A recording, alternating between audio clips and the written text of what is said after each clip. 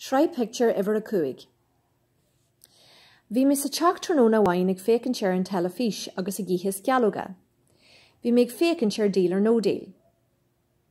Bhí me hisismóirí ag criniú sa scoil. Bhí me sonna sásta mar ní raibh obair bhaile le déanú agam. An sin tháinig daine éigean go dtí an doras. Bhain sé gceist asam mar bhí sé ionta ciúin sa teach. Buachal dar a bhainnean padar a bhí an. Bhí sé im rang tíreolaíochta ar scoil.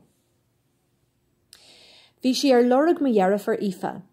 Ní ró si sa teach mar thuaigh si amach le na cairde ag siopadaireachta i lár an bhaile. Dúirt me sin leis.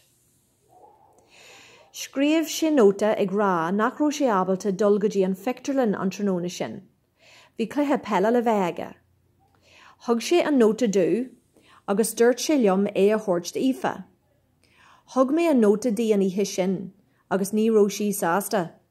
Bhí farag an dó an orthaí agus bhris sí suas leis.